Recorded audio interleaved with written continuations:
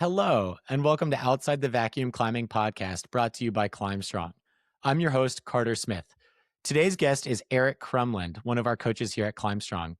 Eric's a boulderer based in the Pacific Northwest, and he comes with a variety of experience in fields including contemplative spirituality and balancing climbing with working full time. Just a note, we did have to cut it fairly abruptly at the end because we're both three-dimensional humans with a life outside of the podcast. Lastly, I just kind of want to give a little bit of a warning that we do discuss a couple of things that could be triggering for some of our listeners, including nutrition and body composition and body weight.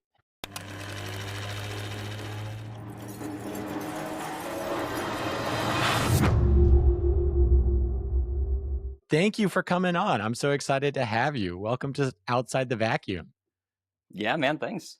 For sure. And since this is our first season and you're one of our first guests, you're our fourth guest. We had two on last month and Steve was on the first month. I thought we would take a minute to describe to you and the audience what to expect, not just from this episode, but from like the whole season 1 of Outside the Vacuum. So generally we do a little bit of like an intro and catch up. Then we nerd out about something. We talk about media, and it's not necessarily just climbing media.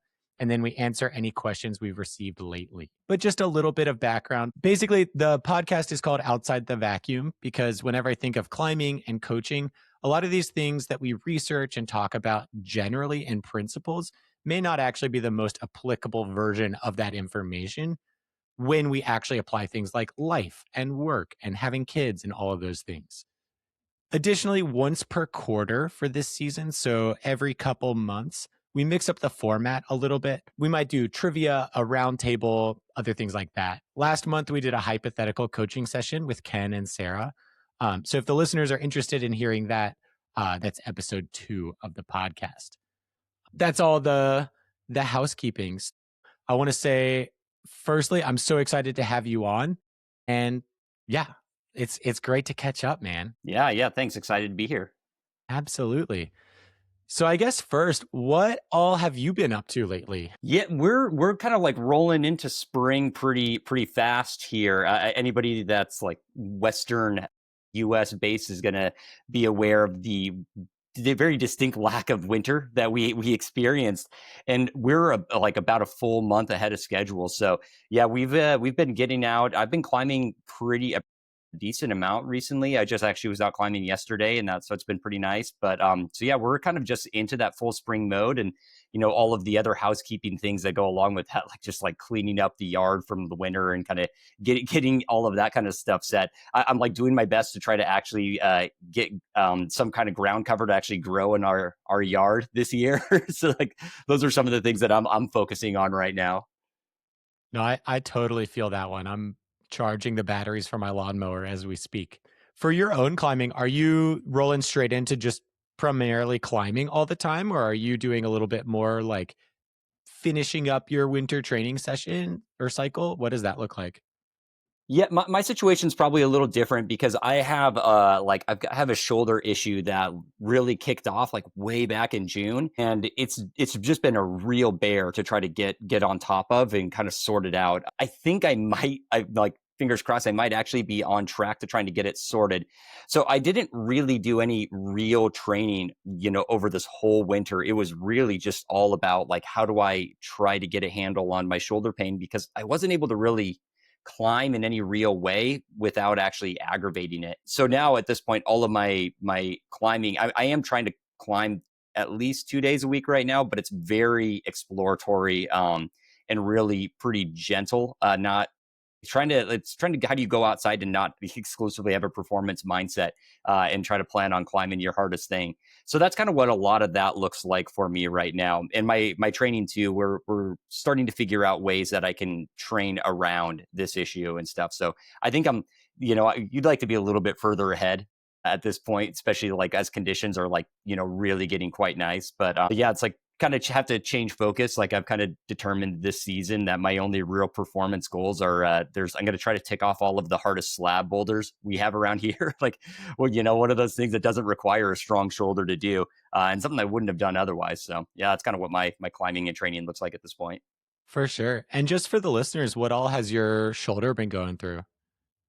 It's hard to actually really pin it down. I've actually gone through a couple different physical therapists and done like a full like 6 to 8 week course of treatment, and then on a couple things. It's presenting as some type of subacromial shoulder impingement, but it's not exactly that either.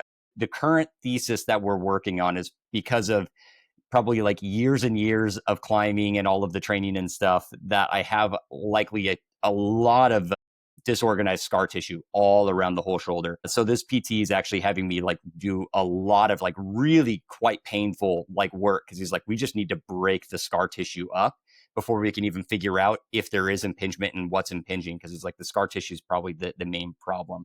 So that's kind of what we're trying to like sort out right now. So it's interesting to kind of like do this because I've done a lot of physical therapy with, they're like, yeah, go into that, 2, 3 out of 10 pain. But this guy, he's like, I don't care if it gets up to like 7 out of 10 pain, as long as, he's like, there's a couple parameters if it like calms down in like a certain number of hours or whatever. So yeah, so that's kind of what we're working on right now. So it's like, you go into, your pain box when I'm doing my physical therapy at this point and stuff. So, but yeah, so it's, kind of comes along with being 40 and, having like hammered at your body for, the better part of like 25 years. So yeah. For sure. Yeah. Do you feel like you've had to like reframe your approach to like the mindset aspect of this stuff? Like, have you had to lean more into like stoicism or anything like that? Well, just like I think around. Are you talking about around just like the rehab process, or just kind of more generally, or? Either one. Yeah.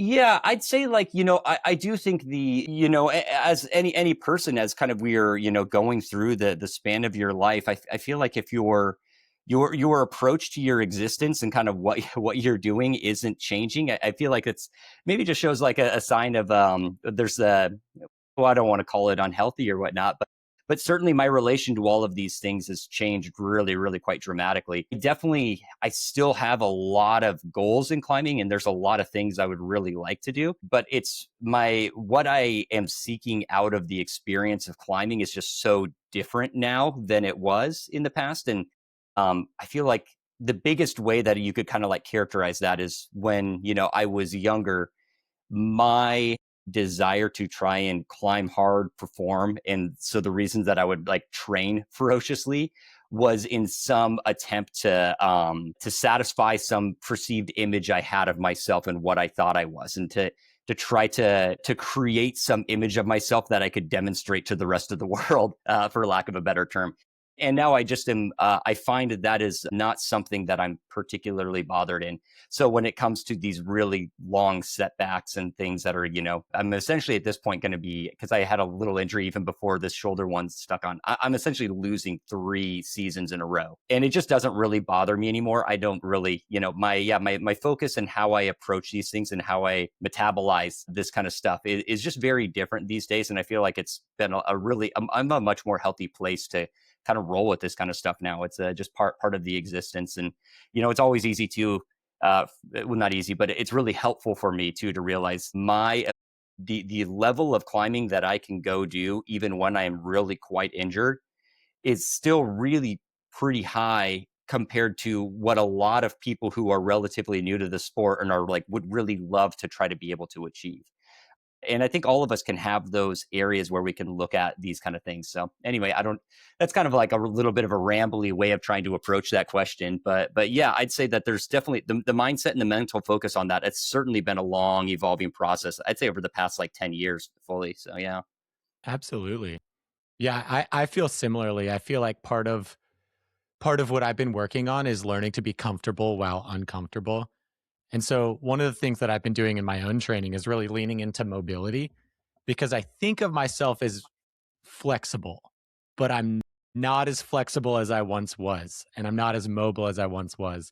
So the last, like really for 2026, one of my side goals that's a little bit just like outcome based, like if I can check the box that make my day is I'm just trying to get my splits back. Like I'm just trying to get my front splits, my pancake straddle, all that stuff a little bit close to where it used to be. I was super mobile as a kid and teenager, and then I took 10 years basically off of working on that stuff, and it's so hard to get back. It's really not that bad to get or to keep when you're young, but keeping it as you get older is way easier than losing it and getting it back or getting it the first time. So I'm trying to spend some quality time stretching and being mobile and just using that stuff not only on the wall, but just in daily life. Dude, tell me about that. What does that look like for you? Kind of how do you work that kind of a mobility practice and kind of what, broad outlines, what are the methodologies that you're using for that? Absolutely. That's a great question. So it's not as rigid or prescriptive as some people might say is better, but a lot of what I'm looking for is just high frequency stretching. So if I have a second and I'm talking to one of my athletes at the gym, I'll just be stretching my hamstrings, that type of thing. The other thing is I stretch with the team that I coach here in North Carolina. We go through stretching at practice pretty much every day. So 3 to 5 nights a week I'm stretching with the kids. But historically I just kind of like sit in an approximation of the stretch and kind of talk with them and do all the things. But the last couple weeks, I've really tried to put a little bit more intention into actively like pushing myself while we're in the circle stretching. Not only to set a good example, but also to really push myself. So that's been cool.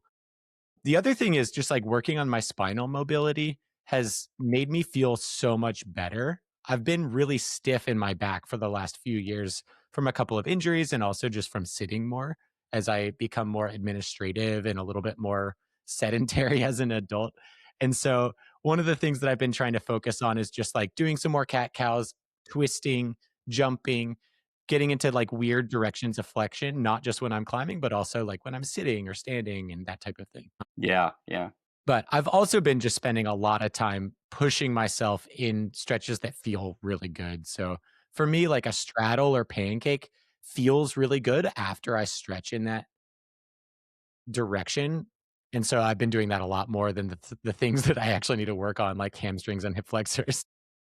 Yeah, dude. Well, I hear that. It's actually been, because I've had a lot of these like injuries. A couple years ago, I really started trying to like push my mobility quite a bit too. And it just kind of becomes along with like one of the, the ways that I kind of like look at, how do you change kind of various habits and things in your life. Is I kind of like have this pattern where like every number of years I look at, what is the version of myself that I want to be in like 20 years? What is that person potentially look like? And, it's just of all kinds of varieties of things. And then you're like, well, what would that person be able to do? And like, well, what would it take now to get me there? And it's like, seeing like, man, I would like to, I've never been able to do a side split. I've always wanted to, and I've always been a generally pretty mobile person. But I kind of like had that, right around when I was probably like, later 30s, I kind of realized like, well, if I don't really start trying to do this now, I probably will never get there. So I'm like really working hard, and and it's kind of like you said, we kind of like approximate stretching a lot, and if we really want to like improve mobility, you kind of have to approach it with the same focus and time under tension and things as like our strength training is. I mean, I think a lot of us do like, oh, like, 2 or 3 sets of 30-second stretches, maybe 1 or 2 times a week, and be like, man, how come I'm not getting better? It's like, you have to like really approach it with a lot of focus and like really, push into that discomfort. Because yeah, it's a lot of like what I find too is like you get into a really uncomfortable position, and how do you learn to allow yourself to find some comfort in that space? Mhm. Yeah, I think so much of climbing and training and also just being a patient human is like learning to be comfortable while you're uncomfortable and like really breathing through it and dealing with the time that you're in the pain cave, you know? Yeah, yeah, absolutely. For sure. So I have some headlines I thought we would go over. There's so much Awesome. happening in fitness and climbing and the world that there's too much for us to cover everything. So even if you just look at the last 3 weeks of Adam Andra, or like you pick one climber and there's still too much to cover. So I thought we would talk a little bit about like two themes that I noticed through like climbing news lately this month. And one is there's so much hard rock climbing happening and being announced right now. It's honestly, it feels a little overwhelming to keep up with who's climbing what boulders, who's doing the FA of what routes, and all of these things. And one of the things I wanted to discuss is it seems like Adam Ondra, the GOAT, is almost taking his career backwards from what a lot of professional climbers do. You sort of think of him as like he obviously has bouldered and done everything all the time, but we thought of him as the best sport climber in the world for so long. Like basically since, I don't know, 2013, something like that. He was when he and Sharma were working on Dura Dura and Papi Chulo and all those things. And then he went into some trad climbing and just sort of being the GOAT of well-rounded climbing. And now he's decided to just be one of the best boulders in the world and is doing it. He's flashed 3 V15s in the last 2 weeks as of our recording. And I really just kind of wanted to talk to you a little bit about how you feel his career is something that is like we can aspire to, like in that almost like greater periodization model, or following the psych, or what are your thoughts on his evolution over the last year or two? Geez, that's like he's such an interesting person to try to like understand how.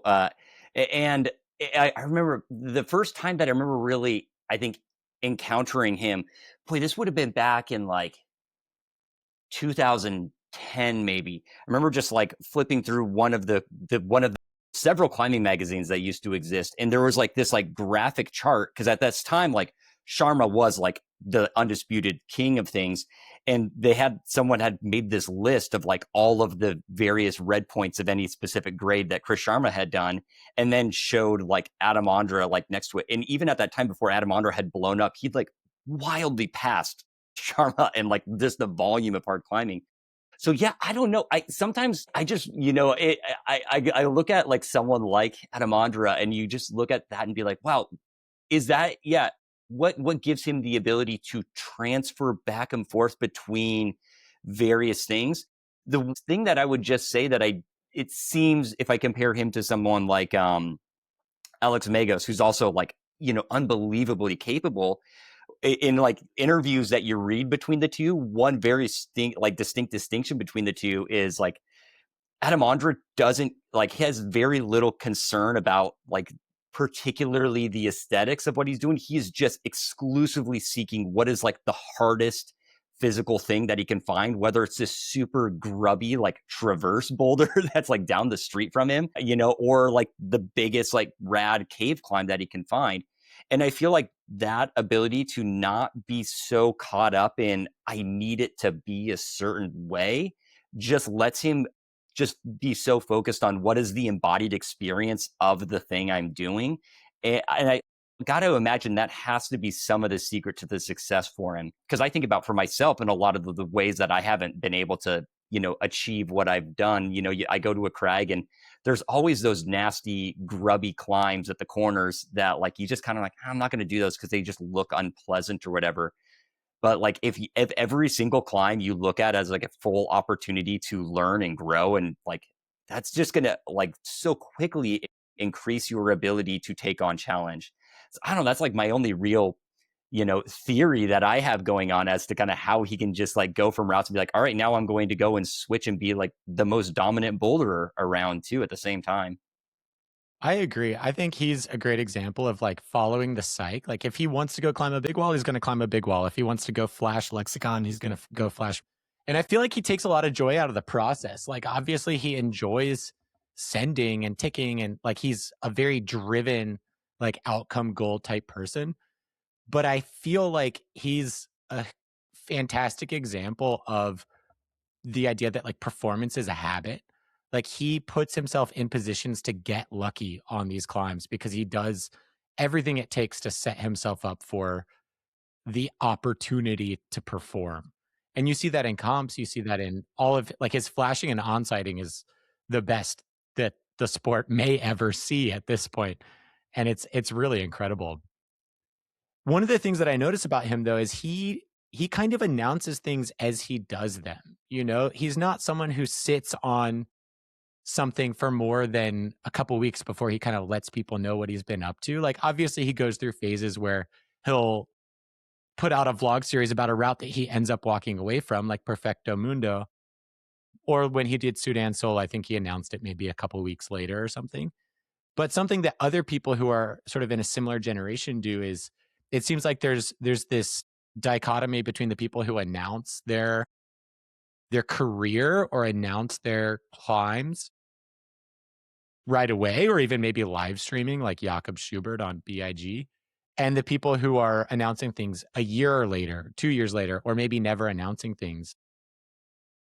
What are your thoughts on like announcing news? Like, do you feel this is kind of a hot topic, but like, do you feel that the pros of the sport like owe the community the news, or do you think that I don't know, like I don't really know how to phrase the question, but I don't know. What are your thoughts? Yeah, well, I mean, I guess like taking the mantle of being among like the older generation now.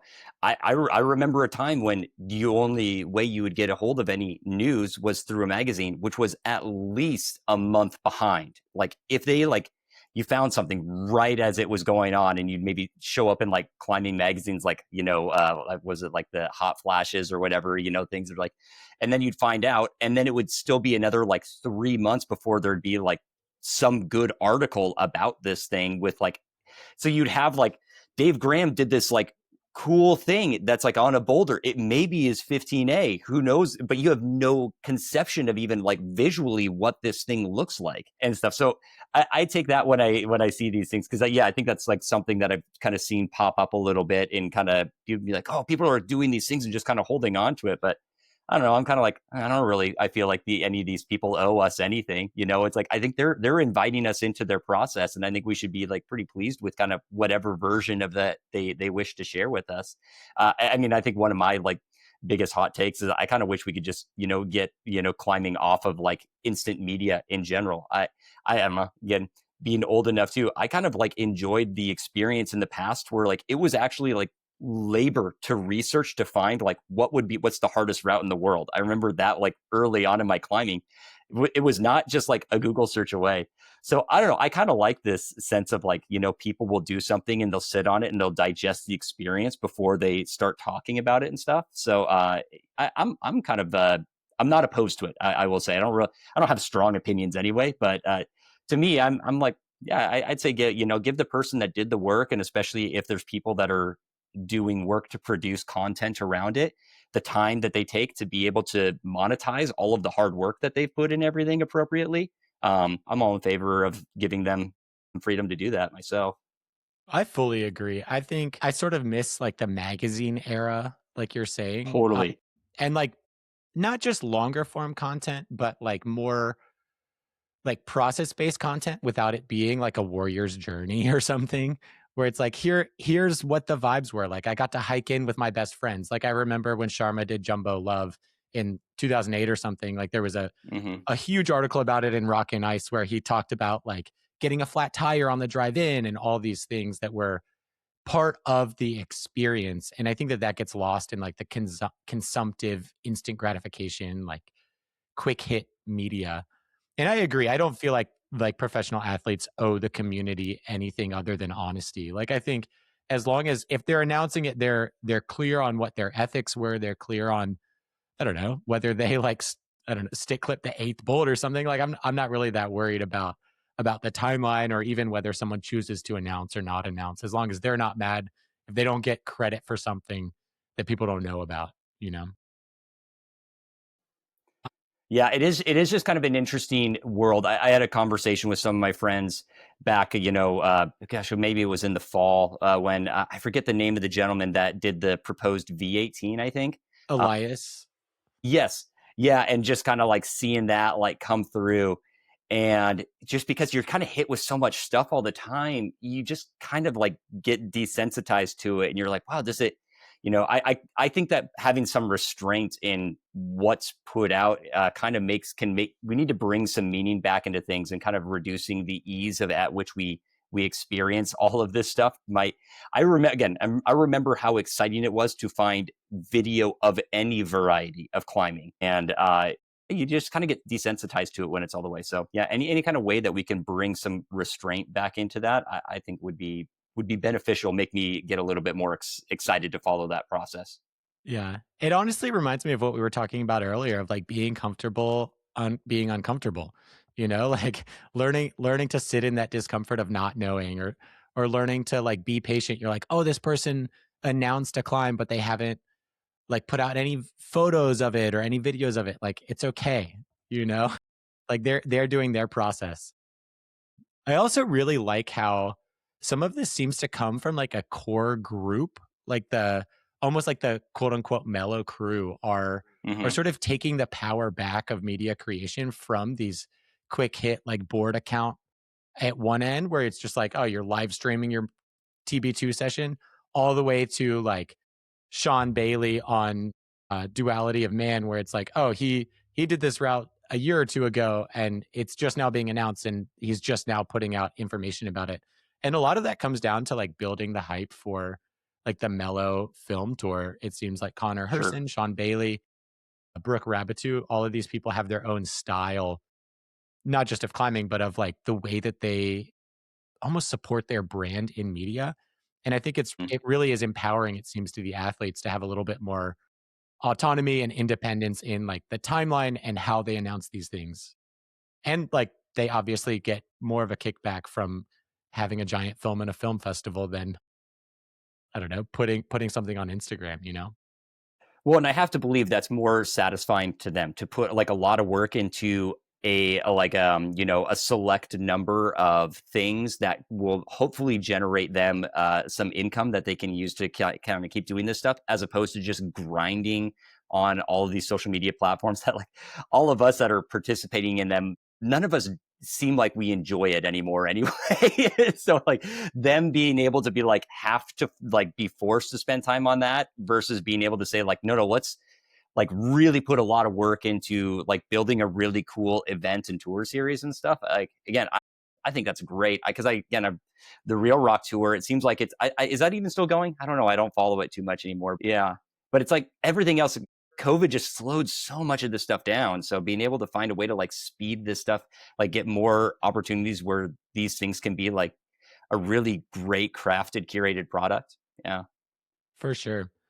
I also feel like I have done things that are hard for me, and there's always like the post Olympic blues, like I'm not an Olympian, but the idea of like you train really hard for this thing, you do it, and then what?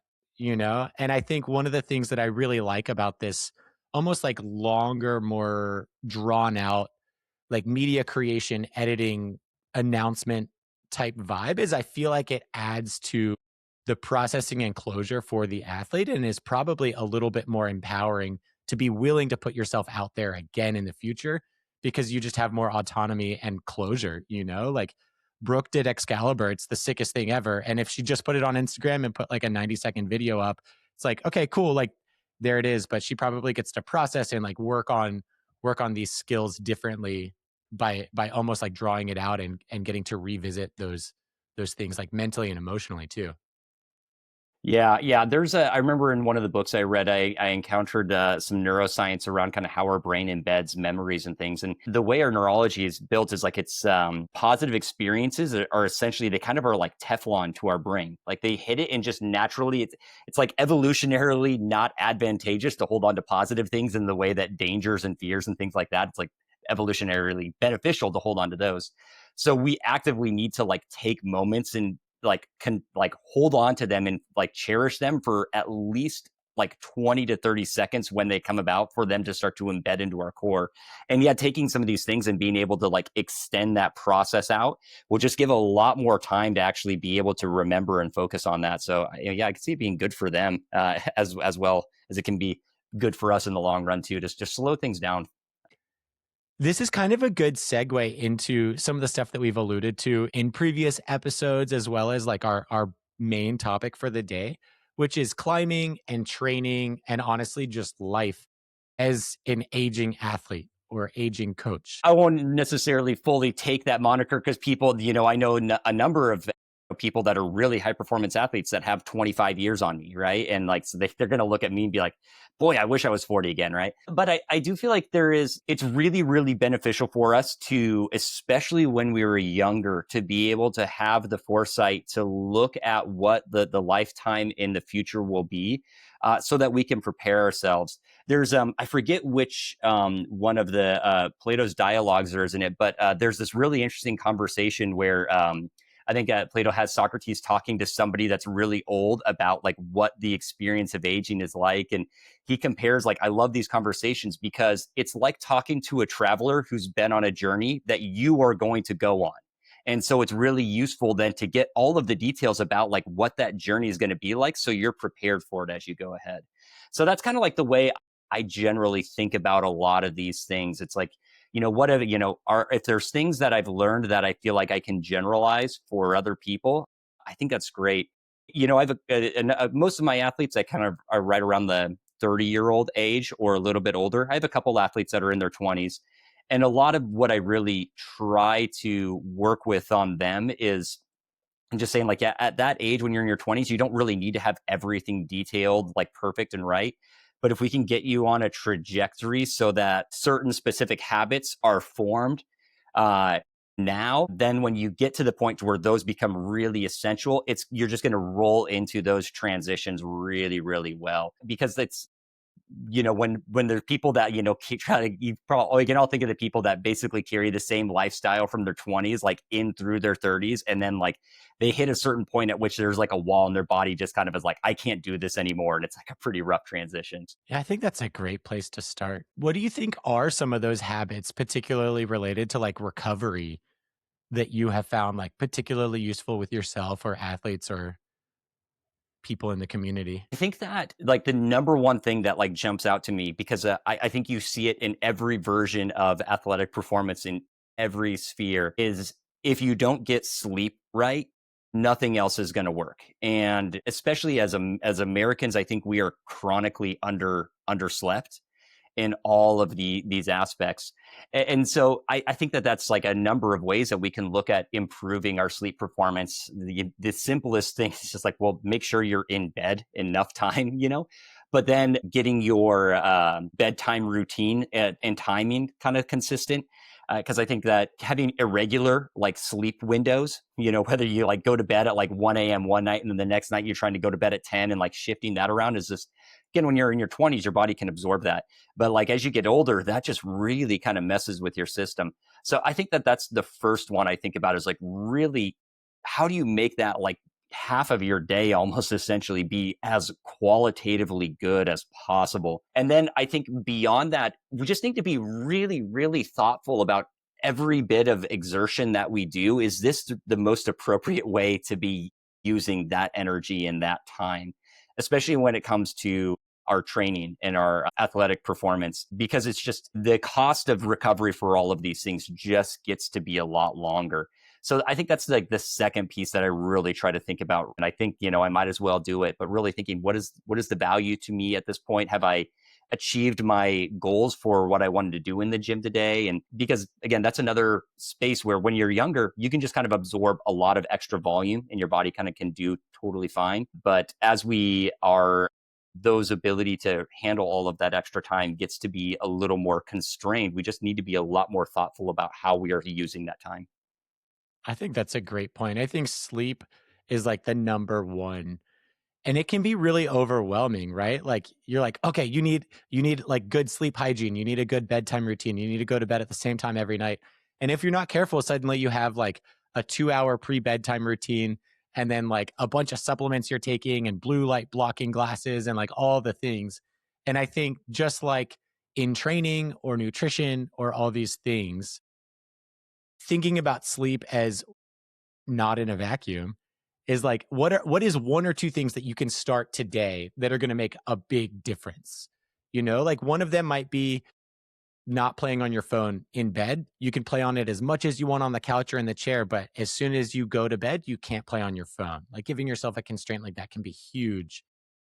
I also really like what you're saying about like a consistent bedtime or consistent wake up time really helps your body like adapt to not just training, but also like the physical and mental stressors of just being a three-dimensional human. Yeah, and I always try to think about these things in terms of like who's the most constrained version of this. And I think about parents, you have like, 2 to 3 kids that are, they have all kinds of things going on and stuff. And just like what, because like you said, there's so many like podcast and YouTube noise where people be like, oh, here's how you optimize your sleep. And it's just all of these like really obscure things where it's like, boy, if we could just kind of like get, if you could find a way to like get some more comfortable sheets, and like just like little things like that just can make the bed experience just a little bit more pleasant. That's kind of what I always look at. It's like I feel like we're so, especially in our culture, we're our fitness and athletic culture, we're so quick to want to optimize when we haven't really even sorted out like some of these like really, really simple basic things. So I think that's just kind of like where I always like look at and start with, and just like what is like the easiest, simplest things that we can do. One of them, going back to that kind of like mobility thing that like we were talking about, one of the ways that I started incorporating mobility a lot was just my wife and I noticed like especially in the winter, just a habit of like kind of we like want to start watching TV or whatever it is that's going on, and like both like we really don't enjoy this very much. And so then after dinner, we just kind of would hang out, and then like, about an hour and a half ish or so before bed, like we would just kind of like start like listening to a book and like doing mobility stuff.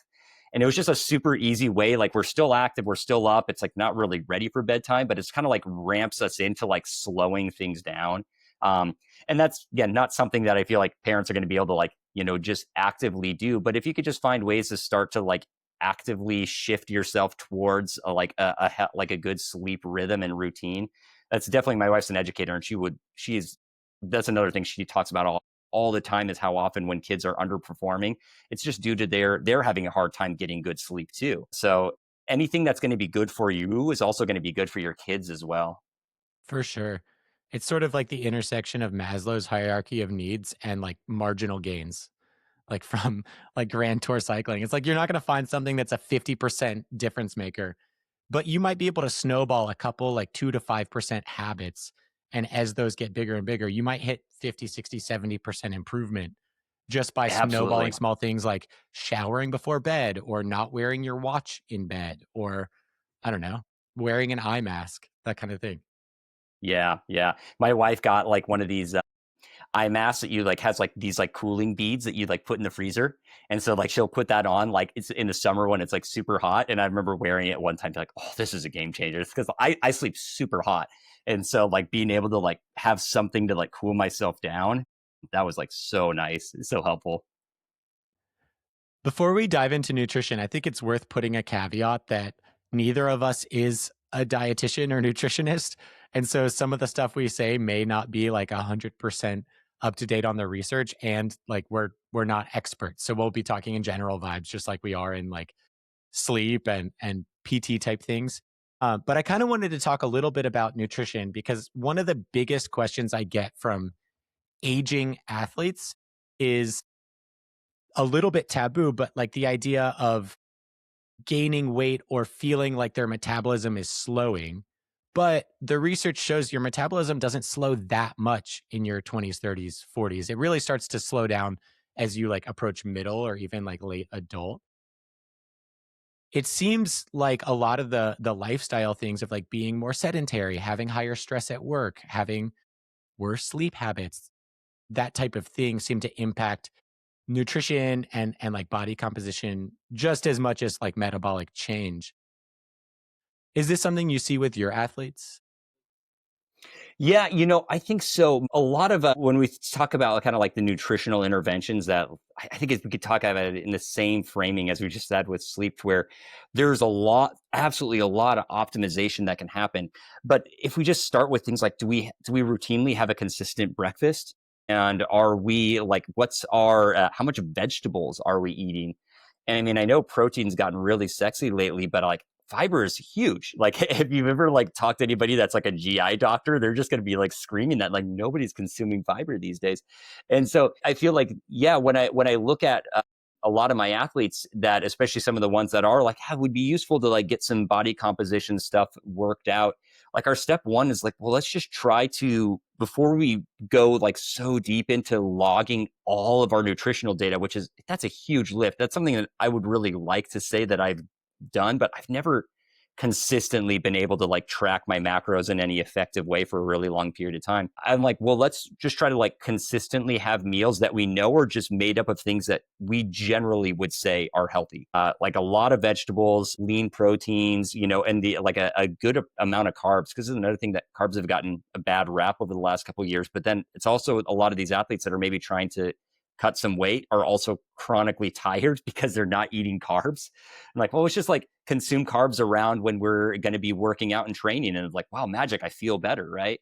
So that's, yeah, one of the things that I've seen is like, once we kind of can get some of these basic things done, I've noticed some of the athletes, they maybe are not seeing pounds fall off, but they're not putting on weight and they're feeling a lot better. And so then I'm like, well, is that good enough? Can we say that's like good enough for now and just try to like have some level of consistency? Because again, like with the sleep thing, as I've noticed when I've gotten older and things that I've read, just irregular habits of any type, our body just has a hard time absorbing those changes. So if we can just have some consistent feeding and our bodies, consistently getting, maybe it's like a little bit, too much, quote unquote, like calories and all these things, but we're consistently there, then we at least have a baseline to say like, okay, well, now we can start to adjust some variables and actually notice if it's going to affect us, because we have a consistent baseline of we feel good eating this much, we're sleeping well, we feel like we're recovering, that's good. Now we actually have a healthy spot to start to play with some of these things and actually notice if that's having an adverse effect on us or not. So yeah, that's kind of what I've seen like in terms of that. And I think it's definitely a real thing. We can't, like climbing in particular, it is, we are fighting against gravity. So weight has has a factor for us for sure. But boy, it seems like a really risky variable to try to play with too much. I agree. Whenever someone comes to me with goals more on like the body composition end of the spectrum, I 99 times out of 100 refer them out to like a doctor and or nutritionist or dietitian, because I think one confounding variable of these like body composition goals can just be body image, right? Like it might not be Yeah. that you need to drop weight. It might just be that you think you do, or you think because this person looks like this and they climb like this, you need to look like that. And I think one of the most important things about not just aging populations, but really like all athletes is finding what is the version of yourself that does the things that are your goals, not Hmm. what is a way to approximate what someone else is doing. And we think of this a lot, like a little more easily in like height terms, right? Is like, yeah, you're Yeah. 5'2", you just can't reach this sequence. Or maybe you're 6'5" and you just can't get your foot up. But I think it's easier to think about like, okay, how am I going to figure out a way that works with these constraints? But when someone comes to me and they're like, I have like these aesthetic goals or these other like weight related goals, I find really, really good success in working in conjunction with a dietitian or nutritionist, or even like a a psychiatrist or therapist to kind of help Sure. support this person more three-dimensionally. Yeah, yeah, and what I think that's so right, spot on. I definitely tell, yeah, I tell my athletes, I'm like, I have nowhere near the training to actually like monitor, and other than just like we have a conversation, we check in, and like how do you feel that's going? Do you feel you have questions? Things like some things that I found for myself, like with the way kind of my wife and I's lifestyle is, I've kind of like taken over doing a lot of the cooking for our family, and I think that like when we look at what are the challenges and the hurdles, it's like feeling good about actually like what your culinary skills are. And I didn't really, can't say I was very good at cooking or knew really how to do it very well over 5 or 6 years ago.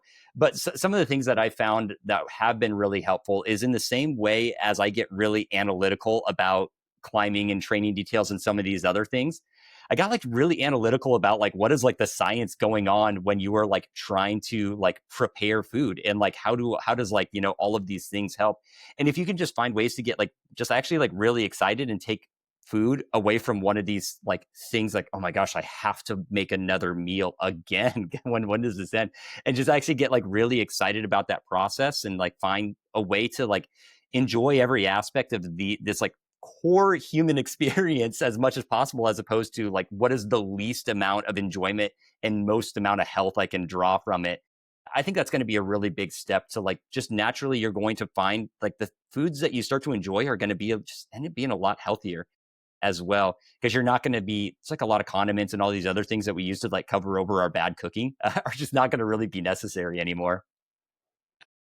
Finding joy in the process is one of the easiest things to keep going, but just like mobility, it's hard to restart it. So it's almost easier to keep the habit of like cooking dinner a few nights a week rather than having a bar at the gym, or that might just be Hmm. a me thing, but like that type of thing. Like I think also just cooking food you actually like. Like is there something Hmm. that when you think of going out to a restaurant, you're like, man, I just really crave fish, or I just love like a warm salad rather than just like iceberg lettuce or that kind of thing. It's like, okay, cool. Like we can work on that skill just like anything. Like you can become a good enough cook. You don't have to be a Michelin star cook the same way you don't have to be a Olympic level weightlifter. Like yeah, Right, maybe you're doing power cleans in your set, but you don't need to be cleaning like 3 times your body weight to hit your right, goals. right. Yeah. The other thing too that I think about, I kind of got myself into with this last year, we bought a cow, and so we had just like a half of one, and we had just like a lot of cuts of meat that I just would have never purchased because I didn't know what to do. And so we had all of these various kind of like roasts and things. And so I cooked all of them, and I started approaching like cooking a roast as in like doing the perfect red point. And it's like each time I was like iterating on the process and just being like, how do you those kind of things. So it's yeah, I don't know. We're kind of maybe getting into culinary talk now, but I don't know.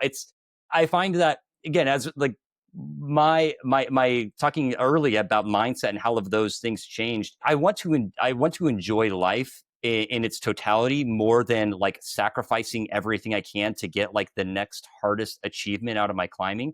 And I feel can't imagine that will not come back and like I tell a lot of my athletes, I mean, do you want to send your project or do you want to actually enjoy the experience of climbing? Like, because those sometimes they're not always contrasting things, but they can lead us down two different directions in how we structure our training in our life. That's for sure.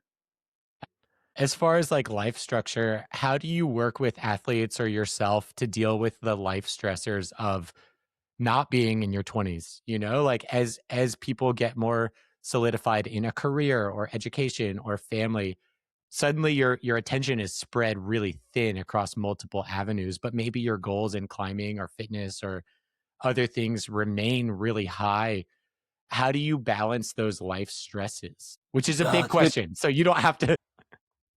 I'll take it. I'll take it the direction where I go to it first in the how do I build structure like a training for folks. I have one of my athletes right now, and he's an ER doctor, has a couple kids. He's like the epitome of a highly constrained life. And so when I think about building his workouts, I first of all I want them to be efficient.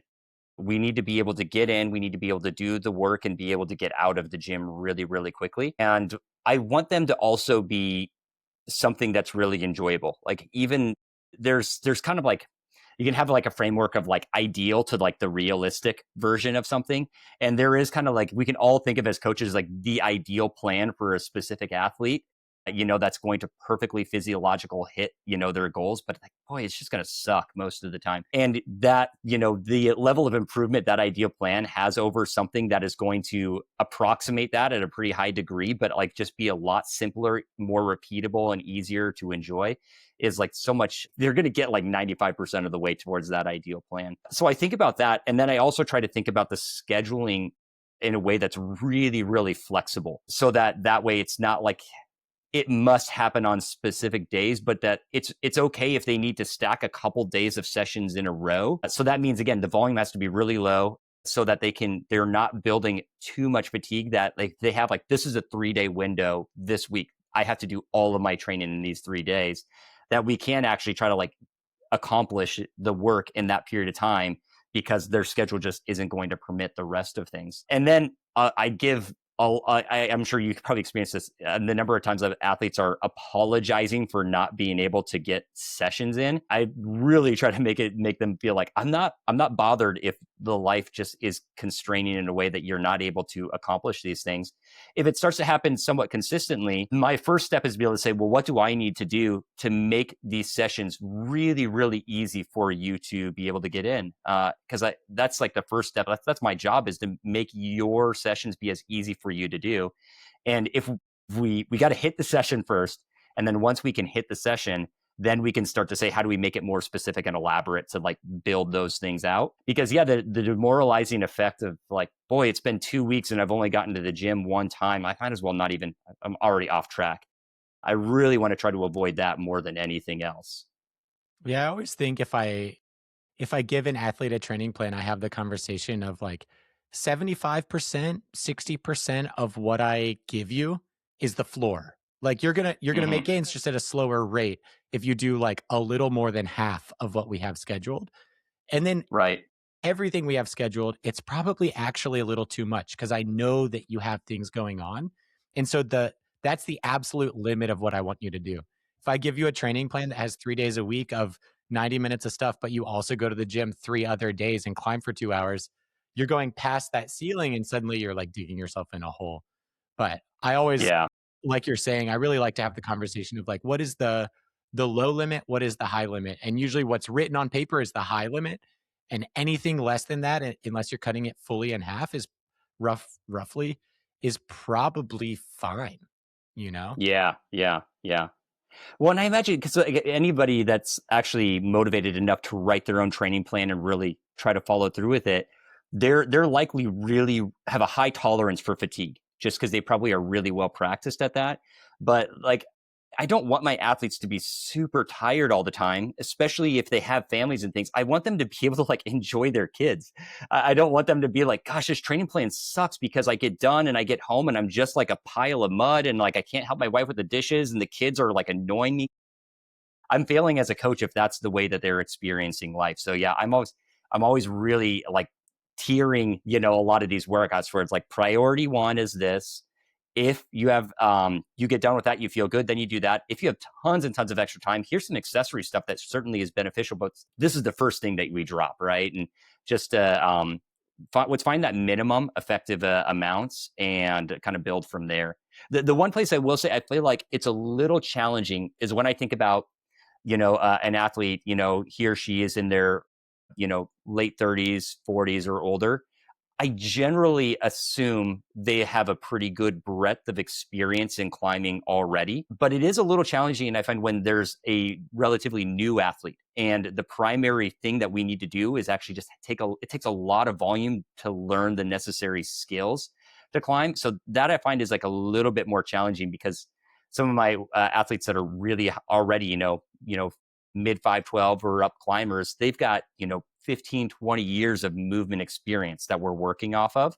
And so we can be very specific about that kind of volume. But when there's some of my athletes are like, all right, I'm really trying to climb my first 511, it's like, boy, there's no real shortcut around like a lot of time standing on your toes. And that can be really exhausting. So that is a little bit of a challenge of kind of how do we kind of plan the scheduling around that.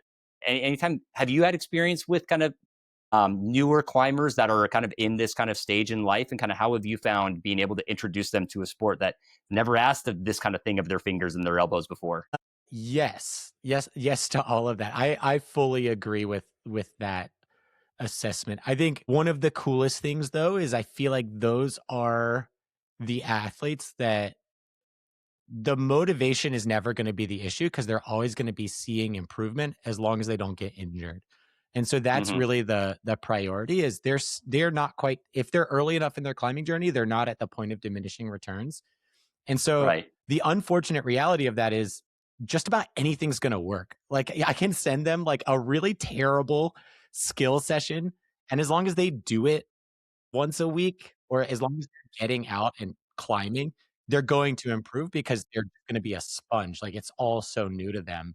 I find, like, one of the key balances of it is just the fatigue management with older athletes who are newer to the sport, because 1, their bodies are used to this. They have maybe 50 years of experience not rock climbing, and they have 6 months of experience climbing, and so we have to kind of help rewrite that. Um, I think the other aspect is when I work with athletes who are thinking of more like longevity or health goals in addition to performance, especially as they get older, I prioritize lifting a lot more with those athletes than I do with like a 20 or a teenager or something. And so that adds to even more of the like weird soup of fatigue that we're accumulating is how can we balance all these things together? And I don't have like one quick answer. It's really like specific. Like I have one athlete through Climb Strong. She is she works way more than full time. She owns her own business. She actually has a podcast. She climbs, she rides a bike, she goes outside climbing, she lifts, and she probably only has like 3 days a week to actually train. And so what we really prioritize is what's a way that we can work on the skill development and still get to have fun and push yourself climbing. But we go through periods of it's really skill and getting physically stronger, not necessarily performance climbing for Totally. extended periods. So a session hypothetically might look like you're going to go in the weight room and really hammer out your lifting session in 90 minutes. And then as long as you have, if you have 2 hours, you have 2 hours. If you have 30 minutes, you have 30 minutes. Here are the tiered list of what is negotiable, what is not, and I want you to have your shoes on and climb as much as possible. For other athletes who maybe have a habit of maybe they lift with their spouse 3 mornings a week already, we may deprioritize that like off the wall stuff a little bit more and really get a lot more volume climbing. But I think it's so individualized. There's no like one size Totally. fits all, especially when you The have more mold, the life mold is experience. the mold is hire a coach to help you sort out these variables. Exactly. Yeah, no, I mean, it's always there's always a way to find it. And you know that a gal you're talking about, it's like, man, what a rich life that she has. That's so much. How do you maintain climbing being an additive feature and not like because she sounds like a high performer in everything that she does. So I imagine you have to do a lot of work trying to like, let's like pull this back a little bit, like, you know. So that's awesome. Yeah, we've actually I one of the things I've done is I've really lengthened the time for her like mesocycles from like 3 weeks on, 1 week off to like we're going to plan 4 months out and you're just going to do what you can based on this information and like you get to really like maybe you have a heavy work week or 2 weeks and you're out of town and you're get to the hotel gym once in that 2 weeks and then maybe you have a couple of weeks where you're basically living the life of a professional athlete. And so we really strategize like life skills that we can work on like we talked about earlier like finding joy in cooking and finding joy in doing mobility and what are ways that we can multitask our work, like can you be at a standing desk so you're not sitting all the time, that kind of thing. Totally. Yeah. Yeah. Aside from that, I feel like almost all of the other things that I notice are going to be kind of like caused by those. So injuries, we're mismanaging our fatigue, or time or something like that. I'd say like on kind of what's if someone is trying to be like a performance oriented athlete, I feel like if they have not learned like the performance oriented mental mindset and tactical things, that's like another a pretty steep learning curve. You know, if you've never done like a particularly, risky activity in one way or another, learning how to like whip on a bolt that can be totally safe, that's a pretty big hurdle. I mean, I was like, as you get older, you just start to get anxious about things that you weren't really aware of. I had this experience like a year or so ago. My wife were like on like out at a lake on the summer, and I remember just being like, "Oh, I'm just going to run to the end of the dock and dive in." And I remember like there was like a thought that went through my head. It's like, well, what if you trip and fall? I'm like, I've never thought that in my life. But like, I think that's just kind of like the way your psychology changes. We do become like a lot more like risk averse in those ways. So learning how to parse what is actually risk versus what is apparent risk, I think that's another one that I'd say I imagine is probably going to become a greater challenge, especially if you don't have a breadth of experience backing up where safety and danger actually is in the sport. That's something that I could see being in a place that would be really useful, especially to hire like a guide. I know a number of like full-time mountain guides and stuff, and they are really, really good at like taking somebody through those environments and actually showing them like, yeah, here's how you assess, the quality of all of these various things. And, I was able to bumble through that in my like 20s and like, more or less come out fully unscathed. But if I was, at this age of my life and I was just getting into the sport, like one or 2 days with like a really articulate guide would save me like years and years of learning on my own. I feel like that'd be time really well spent. Absolutely. I think the motto or credo of the AMGA, the American Mountain Guides Association, is seek qualified instruction. And I think that that Hmm. goes beyond guiding and risk management. I think it also goes into like mentorship and coaching and like the life stuff Hmm. too, you know? One of the Yeah. things I notice in particular with like being risk averse as athletes come to me like at different stages of life is particularly if they have kids or they're the primary breadwinner in their household. Like if people are dependent on you, an injury that isn't just like a finger tweak matters way differently than if you're living in your van as a 22-year-old. You know, like if you work in an Amazon warehouse, like blowing out your ACL is actually going to make it so you might not be able to pay rent or something, you know? Or like you tweak your neck, suddenly picking up your child from a crib is way harder. So I sort of work with my athletes too on like what is the minimum and maximum tolerable risk? Like what is the worst case scenario that you can deal with? And how can we navigate that, you know, like in the confines of like I don't like the terminology we see in outdoor ed a lot of like real versus perceived risk, because if you perceive something your body's reacting regardless of whether it's real. So I just think of like what are the actual consequences and how likely is it, and let's put ourselves in a situation where we're able to navigate that continuum of like, is it really likely and really high consequence? Let's not go there.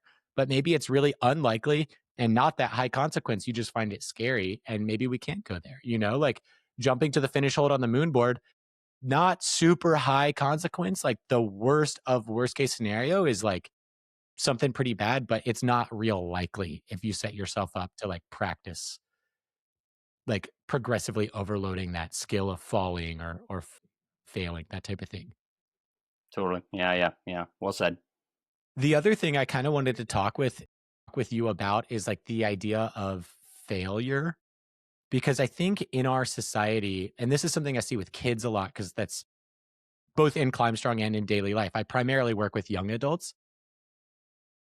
I find that climbing is the first taste of failure that most of my athletes have ever had. You know, like obviously they've been disappointed, they've had heartbreak, they've had all these things, but often one of the first life experiences that many of my athletes have had that is like, I did not do the thing that I wanted to do and I'm upset about it, is climbing.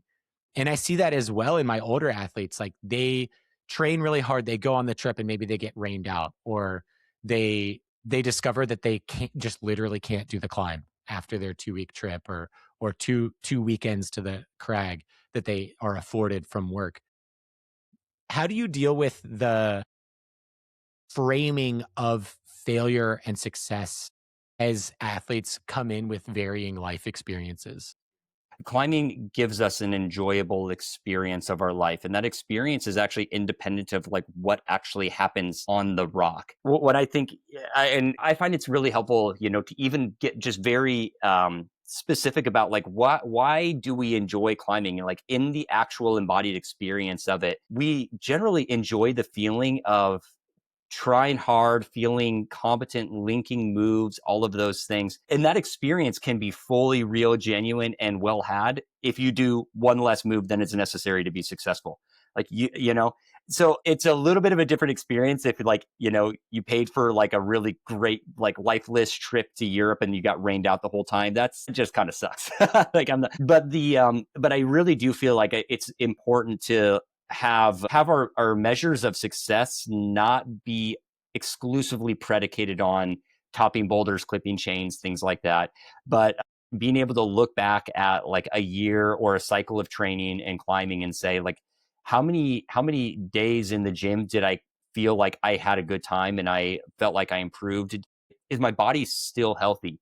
That's another thing. Like as I'm like, we get to be older, I'm like a lot less occupied or concerned with seeing numbers go up. But if I'm like maintaining health, that's amazing. And how many days outside did I go out and just was able to be like, man, I had fun. I didn't clip any chains or send anything notable, but I had a good time. I was in a beautiful spot. My friends were great. And really, really anchoring that as primary and like success that we can measure by like topping things is like that's a nice little cherry that we can put on. But those are anchoring that as the primary is I think why we get the post send blues, because like we weren't really focused on the type of experience that is meaningful, impactful to our lives. I think that's a great place to kind of like sit and digest for a second before we move to our next segment. Perfect. Thank you so much for coming in with such great perspectives. Hopefully the rambles weren't too hard to parse. No, this podcast is all about the faff. Perfect. It's all about riffing. So, really, the only thing that I asked you to come to this episode prepared with is some sort of media. So, one of the segments that we do on Outside the Vacuum is discussing something that may or may not be like fitness or climbing related, just to kind of like talk about how us here on the podcast are three-dimensional as well. We have interests and preferences and tastes and things that are beyond work. But what have you been into lately? Like it can be climbing or not climbing related. It can be a podcast, music, movie, book, TV show, any sort of media that you feel like you've been interested by, or your brain juices have been tickled in a specific way. Sure. I got a couple things that I'll try to plug them pretty rapid fire. One is maybe it sounds odd, but I'm going to plug newspapers. It's so like, especially any kind of media online, being able to try to understand if like this news or whatever is like accurate is so hard. And so like I like really am digging actually having a subscription to a local unionized newsroom that has journalistic integrity and editorial review boards and things like that. So like, yeah, get involved with newspapers again, man. So that's like maybe like a little odd one. There's a book that I've been reading though that I think has been like I've been really really into. There's a Japanese philosopher Keiji Nishitani, and I kind of encountered him. You when I read a lot of things, like if I really like one book, I go through the bibliography and see kind of what things are referenced. And this is a guy that I came across, and I was like really surprised, really digging his work. So he's I guess you could probably classify him as a philosopher of religion. And the book that I've been reading is called, it's either Religion and Nothingness or Nothingness and Religion. Anyway, I feel like it's really hard to find an author that can make a connection between Eastern and Western traditions, whether philosophical or religious traditions, that doesn't fully collapse and absorb one tradition into the other. But I feel like he does a really, really good job of coming out of his kind of Zen perspective and being able to, having studied philosophy in the West and is like intimately aware with that tradition, being able to say like, here is how this tradition is also speaking of similar types of things. And anyway, I feel like he speaks to experiences and things that I have, that I feel like coming from a Westerner that I don't usually see a lot of people articulate. So I've been really into that lately. So there's that. I mean, a number of other things I could plug. Oh, one other thing I'll plug too. Local libraries, man. Libraries are the best. I get basically all of my books from the library. We don't need to pay Papa Bezos for that much. Give your library some love. I guess one other thing, I got it right here. My buddy Blake just released a new edition of his Cascade Rock Guidebook. If you're coming to the Northwest and want to climb big routes, there you go. Heck yeah, man. Shout out libraries. My wife is a librarian, and Sick. I had no idea until she sort of dove into this career just how much librarians do beyond like stocking shelves. Like I had taken amazing research classes in college and grad school, and I was like, oh, librarians do some of this too, but it's really cool.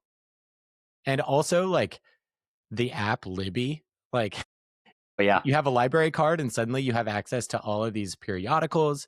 Like you can get Gripped. The old Canadian climbing magazine is still coming out, and you really, can read that's it on on there. Libby on your phone.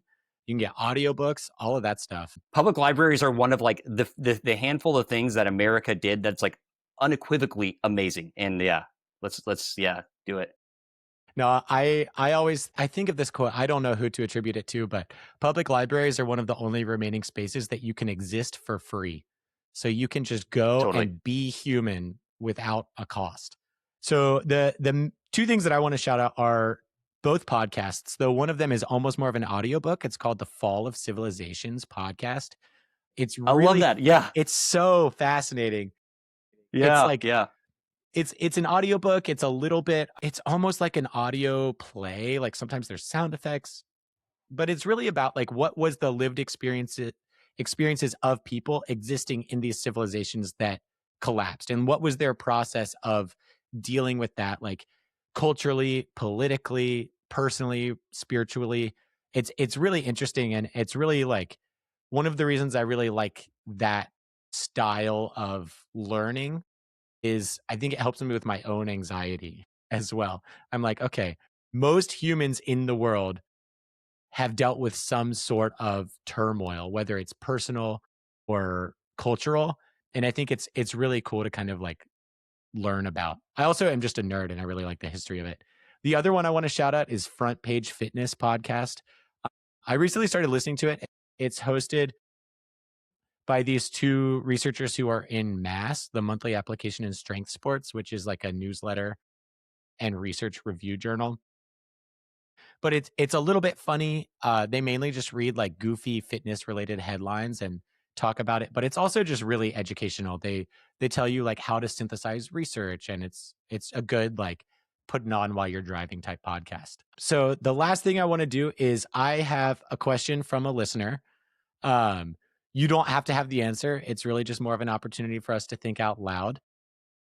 And this is from an anonymous listener. And the question is, I'm going to paraphrase it because it was a little bit long, but it's essentially, I want to work on performance in my climbing, but my climbing partners are more in it for the vibes. How do you balance training and performance with a consistent, like your main climbing partner maybe having different goals? I think the only like the real general answer that I can give, like there's a couple logistical things. Can you perform at the zone where your friends want to be at? Things like that. Like, and if like, they're wanting to just climb like V3 and you're wanting to climb something harder, that's going to be kind of hard if it's not there. The other thing too that I'd say is like, this is actually a skill that I'm working on. How do you just give yourself permission to be more selfish with your climbing? And I think your friends would, they're maybe for themselves or there for the vibes, but I bet they'd probably be psyched to support you if you're just like, hey, as we're structuring their day, like you're going to the crag and you're like, can we make sure like I want to have like a couple blocks of time where this is what I'm doing. And I think they probably were going to be agreeable to that. That's kind of what I come to. Is like, it's hard. Is like, you just kind of got to ask for it, and be willing to say like, I can deserve to take up a little bit of space for this, as long as you reciprocate, in kind of whatever ways that they want to be supported. Absolutely. I feel like this is something that a lot of athletes that I've worked with deal with, particularly if they're not in like the dominant demographic of rock climbing. Like if you're not like a 25-year-old middle class white cis man, like it can be harder to advocate for yourself in climbing than if you're like from a different demographic. And so one of the things that I tell people is like the Ron Swanson quote of like, why would you half-ass two things when you can full-ass one thing? Basically meaning like, let's say you have 8 hours at the crag, like you're going to Somersville Lake in the summer. Maybe the first half of the day is your partners and you go support them vibes wise and you don't even climb at the first crag you go to. And then maybe after lunch, you hike to a different zone and that time is your time just to be supported and do that. Cool, man. I gotta jump off now. Is that Absolutely. that's Yeah. good? Awesome. Cool. Thanks, man. Yeah, thanks for talking. We'll talk again soon. Yeah. It was great to see you, Eric. All right. Thanks. Bye.